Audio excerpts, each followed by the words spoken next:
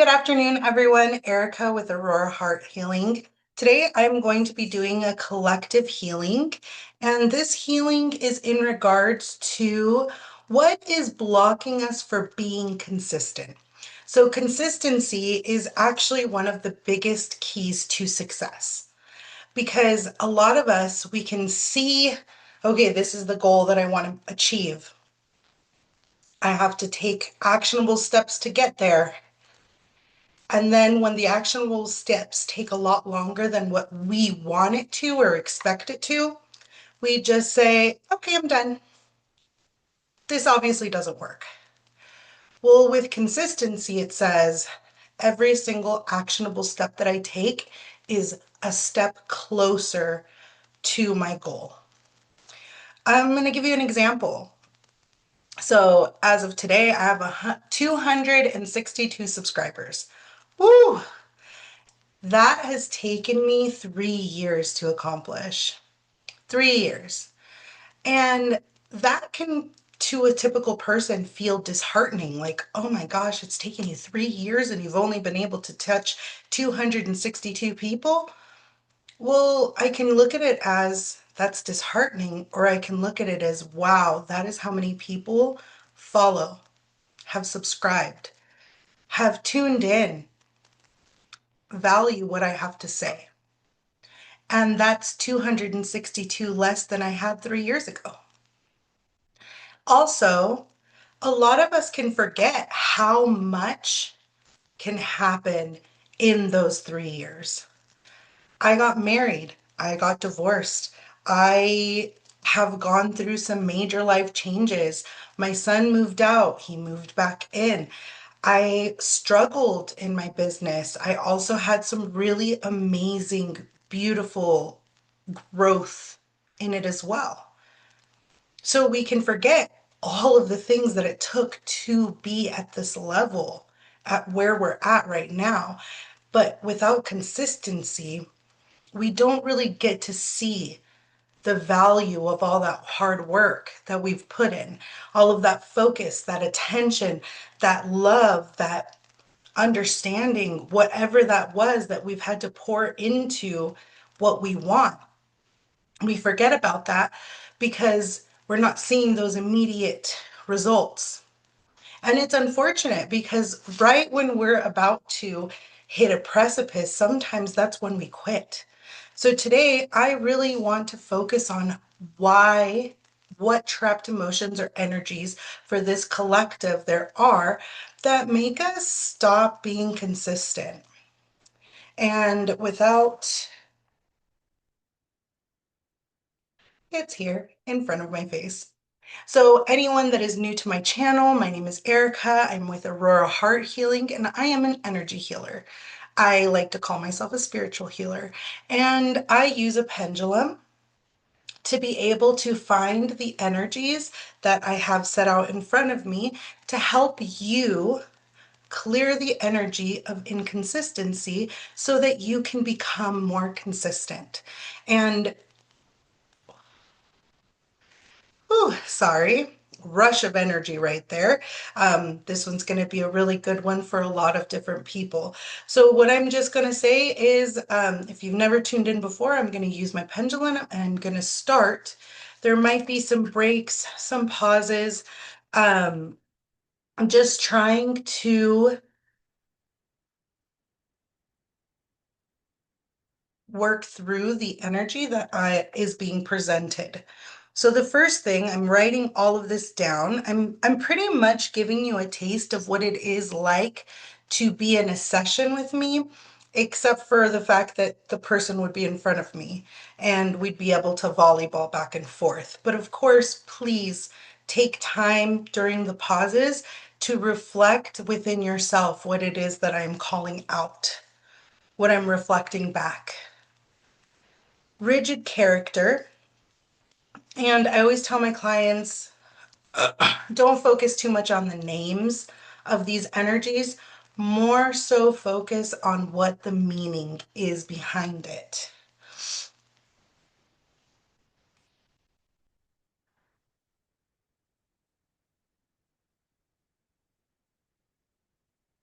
Okay.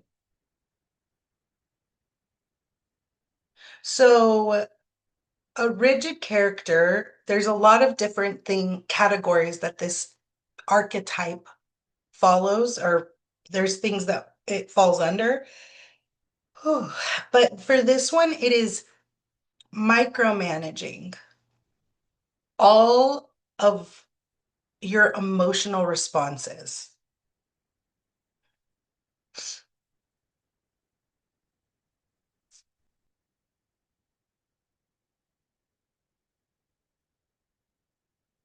So, why is micromanaging our emotional responses keeping us from being consistent?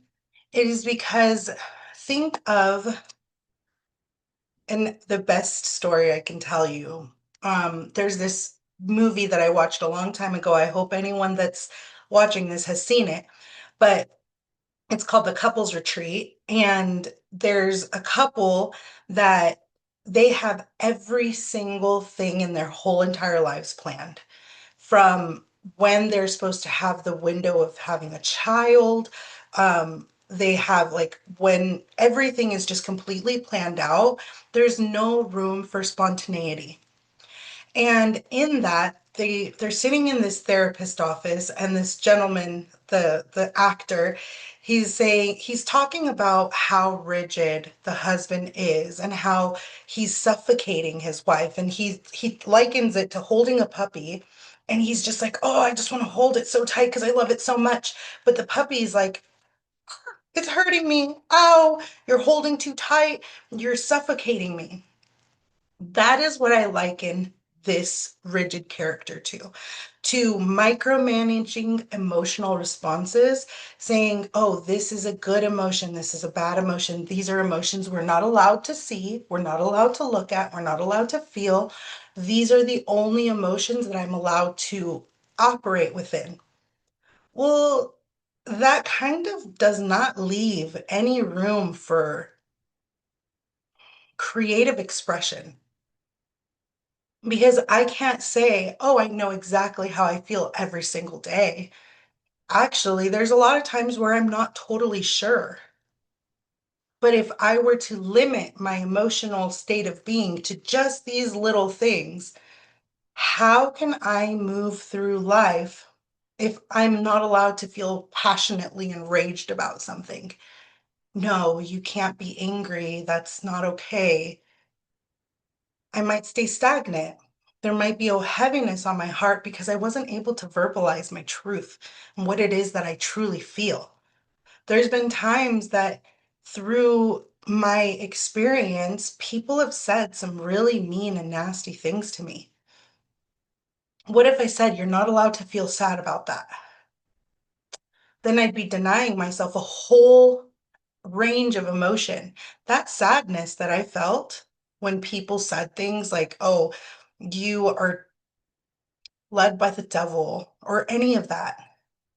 That sadness actually strengthened my resolve within what I do because it reminded me, oh, there's a lot of people out there that are unaware of the way that they feel truly inside. So they're trying to control and suffocate my own feelings. So, rigid character, micromanaging emotional responses can really affect your consistency because you're not allowing yourself to express. Yes, you want to watch and monitor your reaction. Because if I'm mad, I'm not going to throw my computer against the wall. I'm not going to punch a window. I'm not going to break my hand on a wall. But I am going to acknowledge whatever rage or anger or frustration that I am feeling inside. So, that first one, rigid character.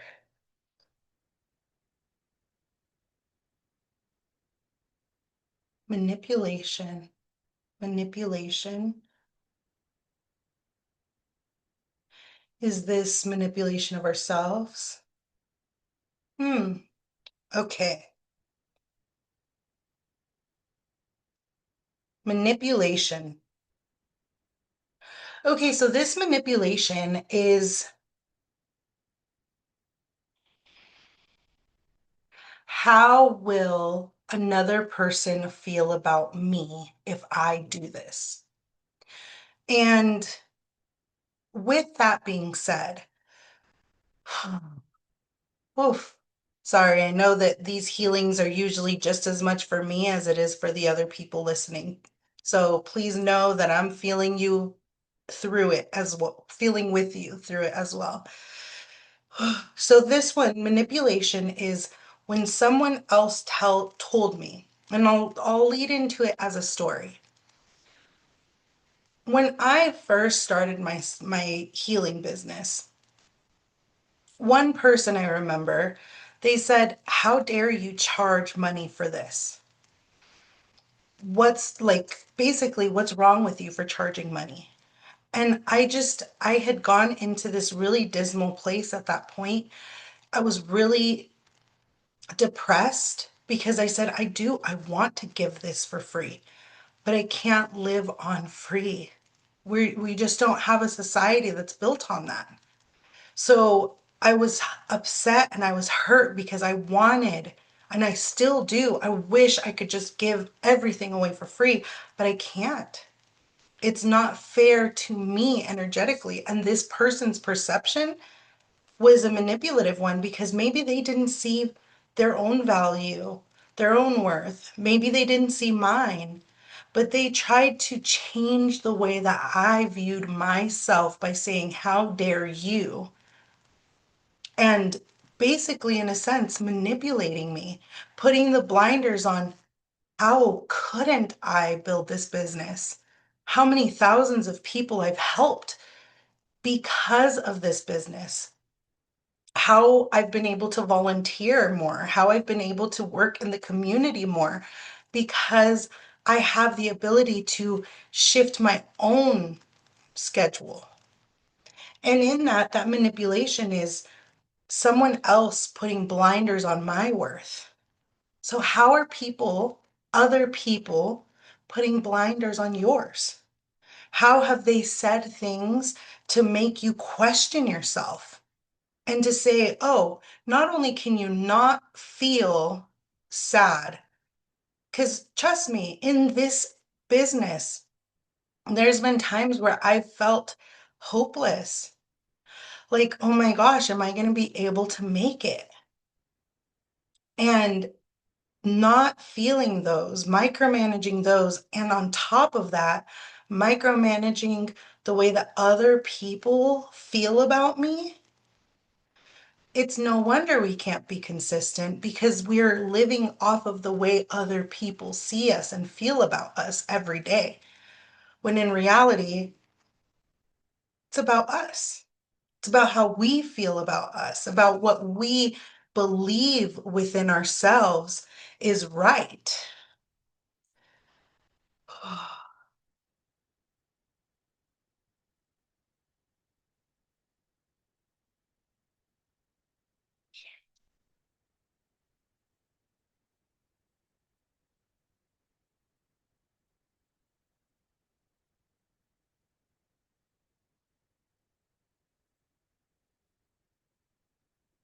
Unresolved residuals.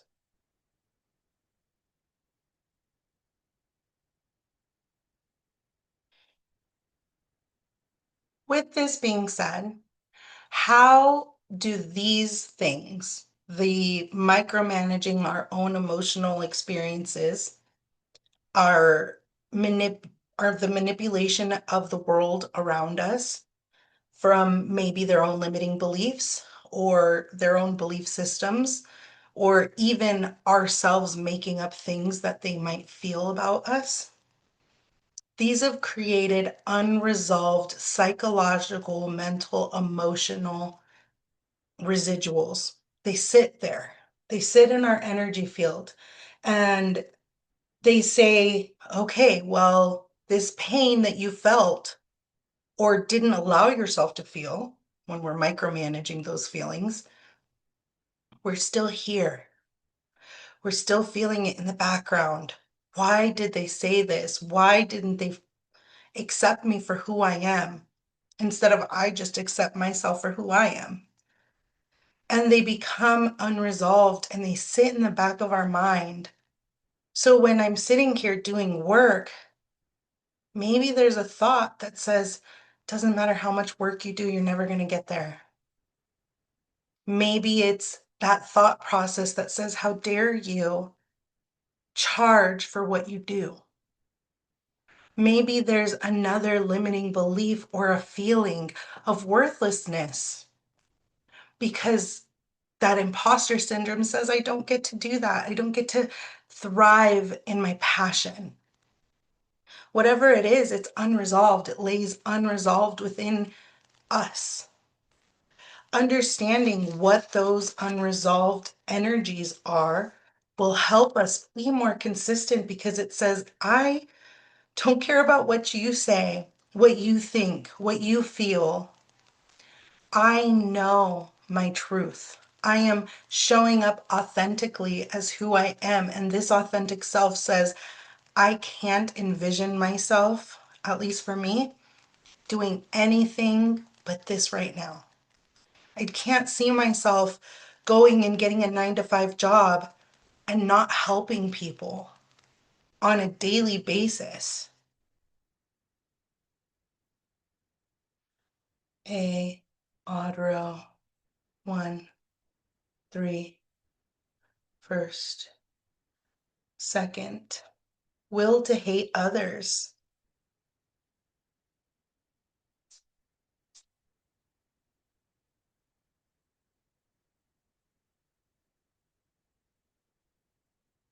Will to hate others. Okay, I'm going to ask, so is this hate others? Is there emotion right now? So it's again going to come up as a personal story. When people have said things like that, when people have put me down, when people have said, oh yeah, you don't follow Christ, you're wrong, you're bad, whatever it is, it's wounded me. And it's also created a type of hatred. I don't like to hate anybody. I don't want to hate anybody. But it also does create this sense of anger, especially when I haven't tended to the way that I feel about it myself. So when I say, oh my gosh, I hate that they said that to me, that's a will to hate another. Instead of thinking it, taking a step back and saying, well, what is it that they wanted to say about that? I have someone that I know that's close to me that they had two businesses and both businesses failed. So when I started my business, they said, don't you understand how hard it is to run a business?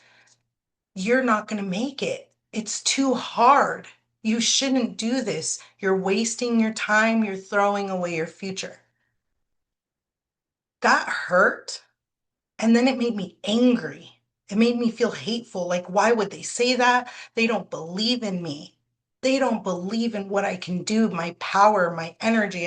They don't know that I have this determination within me. If I would have stepped back in that moment and just thought, they don't believe in themselves. That's the truth of it, is that they're not believing in themselves. They don't believe that anyone can thrive in a business because they failed twice. And then they said, I'm never getting back up after this. So that will to hate others is misplaced because we're spending so much energy, we're expending this energy being angry towards someone else, when in reality, when we step back and give them empathy and say, wow, that's what they went through. Because I knew they had had two failed businesses. That must have been heart-wrenching. Every time I think about if I would need to get a job, it makes me physically sick. And I'm like, no, not because I would hate working for another person, although that's not my favorite thought, but because I wouldn't be able to live my passion. And even through the roughest months, I've been able to live my passion, which makes me feel consistent. And if I would have sat there and just hated towards these people, my drive would have been focused towards hatred on others instead of fueling that for myself and saying, mm-mm, I'm building from here. There's only up from here. Okay, now we're going to go into the emotional aspect of what some of you might be feeling. Please understand that I'm not telling you how to feel. I am sharing emotion because not very many of us have ever been taught what emotions are and what they feel like and what kind of things happen when we're experiencing them. Okay, so this one's a fun one. Hubris. I have not memorized what this emotion is, so please bear with me because I don't know. But I'm going to look it up. We're going to learn together, guys. Hubris, excessive pride or self-confidence.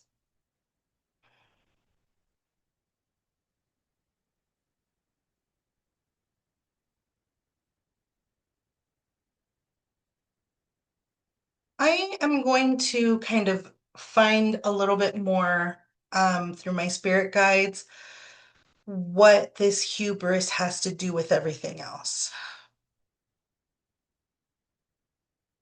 It's interesting because I'm almost seeing this as a procrastination pride. Like, oh, I can get this done. It doesn't matter. I can do this. It's almost like a indifference to everything else. And that can be very detrimental, especially when you're trying to be consistent, because your pride might say, I'll do it tomorrow.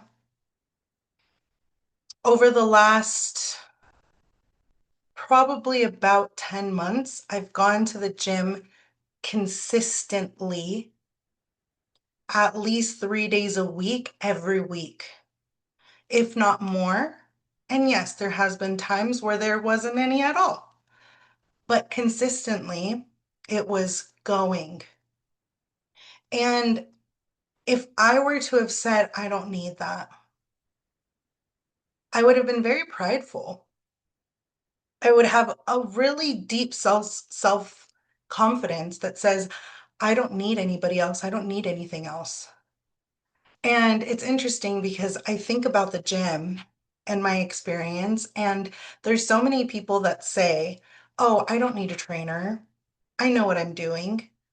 And this specific story is this woman that said that and severely injured their knee because they didn't know. There's a reason why there's trained experts because they have been trained. They have the knowledge. They understand. They're not just out to get you, but sometimes we can let our egos, our pride, our hubris get in the way and say, I've got this.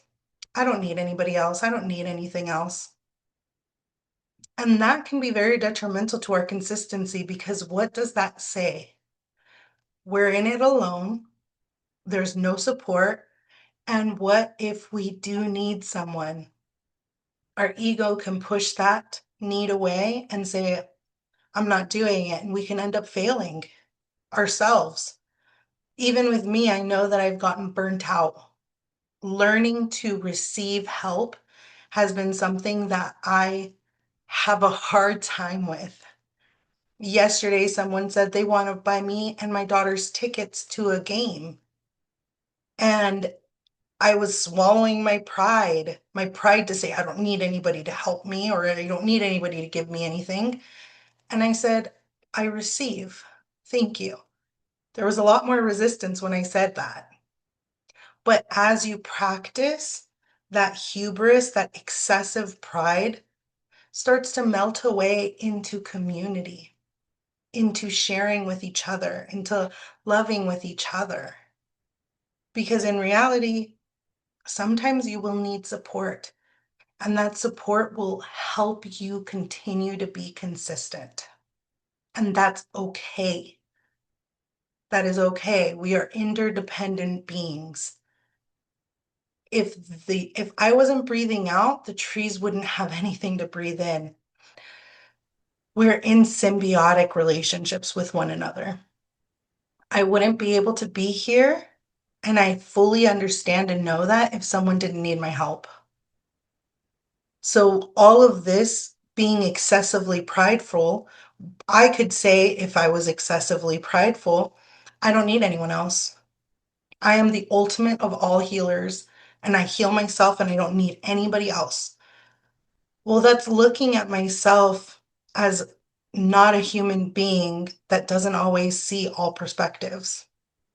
Because if I look this way, I don't have the vision of this side. If I look this way, I can't see what's on this side. If I'm looking forward, I have no idea what's behind me. Sometimes it takes another person to stand next to us and say, hey, you're missing a spot right there. And it's a pretty big spot.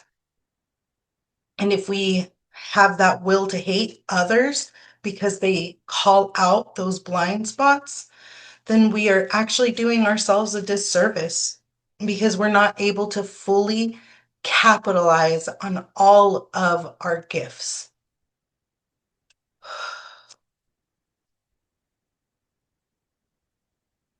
Discouragement.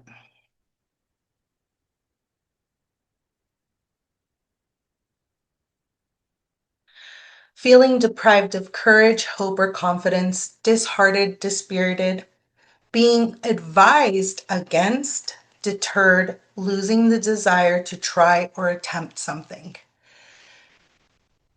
In the last 4 years, I can tell you with absolute certainty that there has been times where I wanted to quit. I can tell you with absolute certainty that I have cried myself to bed thinking, how am I going to pay these bills? And how am I going to take care of my children? And I've felt discouraged. I've felt scared. I've felt disheartened. And not only just have I felt it, other people have projected their discouragement on me too. But the consistency is I'm feeling discouraged. Does this mean right now that it's not going to succeed? I'm feeling scared right now. Does this mean that I am wrong or bad or doing anything that says that I'm not going to succeed? No, but I am feeling discouraged. That's okay. When I give myself my medicine of acknowledgement, acknowledgement of that shadow that says, you're not going to make it. Miracles happen every time that I have because it says to me, oh, this isn't going to work out. This isn't going to happen. Feeling discouraged. I listened to Tony Robbins and he talks about how it took him over 10 years to gain the following that he did. 10 years. You don't think he didn't get discouraged in that time? You don't think that there was times where he might have been sleeping in his car? I think he actually talks about that. There's a lot of people out there that get discouraged, but right when they're at that precipice of shifting something into something more beautiful, more evolved, into this beautiful metamorphosis, they let the discouragement get them down. And then that consistency toward that goal is diminished and taken away. Frustration.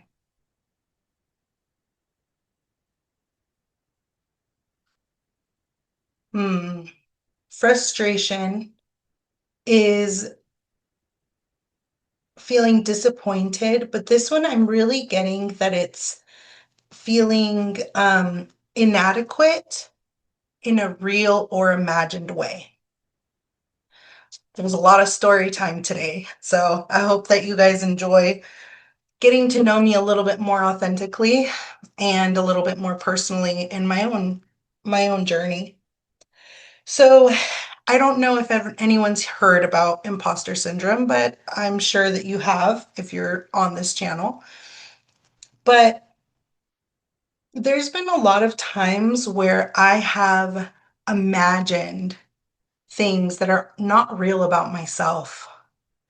Like, oh, am I only in it for the money? No, then I wouldn't have given away so many sessions in my life. If I was really in it for the money, I wouldn't have ever created a sponsorship program to help people that cannot pay. If I was ever really truly just in it for the money, then I wouldn't go and volunteer my time to different organizations throughout all scopes. But our frustration, those unresolved residuals can tell us that. Because if I go into that imposter syndrome and I'm frustrated with myself, when I think about it, what thought process, what limiting belief comes through? How dare you for charging money? Oh, that causes a lot of frustration within me because it reminds me of, oh my gosh, I'm so terrible for doing that. Maybe I am in it only for the money. But when I look at everything I've done, that's not true, not genuinely true. It might be their perception, but it's not my reality. So when we're frustrated, when we feel tricked or deceived or disappointed, it can affect our consistency because during those times where I was struggling or I did struggle, I do struggle, if I bring in that imposter syndrome of, oh, you're only doing this for attention, or you're only doing this for this, or it negates all of the good that I do within myself to provide. And how can someone be consistent if they're wounded in the reasons why they do what they do? It doesn't make sense to be consistent if you don't feel some type of urge or need or passion towards what it is that you want to do. And we can even dim our own lights through that by feeling guilty, which is the next emotion, feeling guilty and thinking that we did something wrong, feeling like we committed an offense when really just trying to live, just trying to move forward, just trying to be consistent as human beings.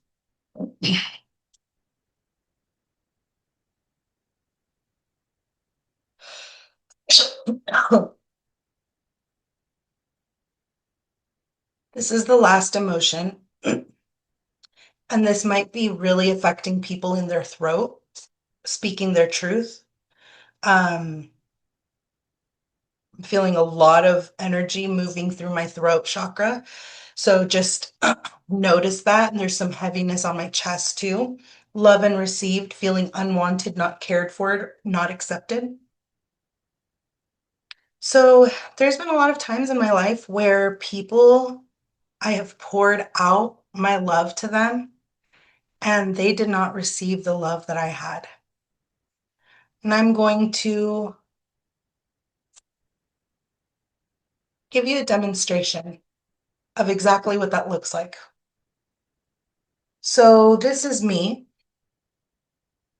and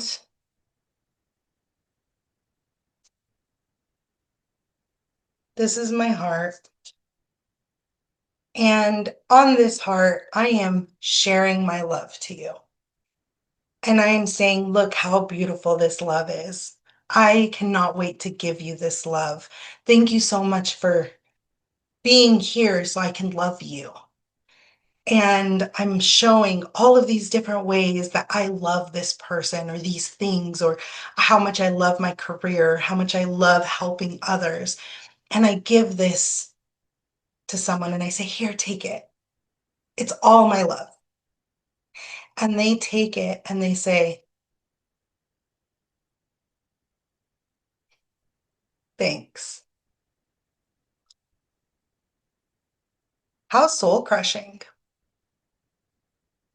if we don't have the stability within ourselves to see that as a them thing and not an us thing, we can literally, that could stop us in our tracks.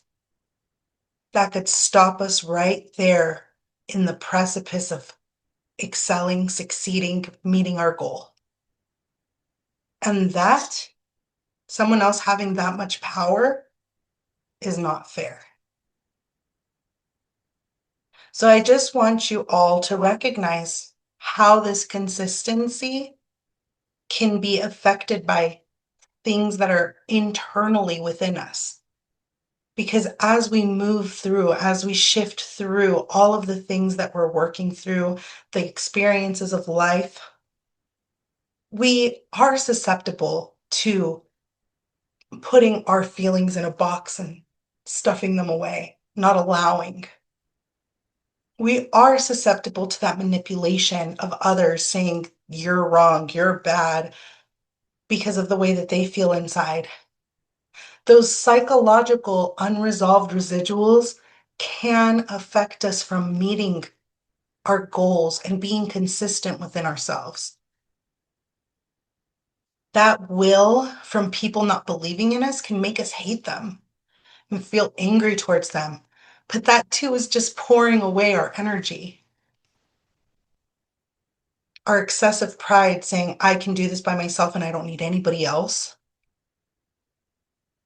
can burn bridges, can hurt relationships, can isolate you from people that it will truly support and love.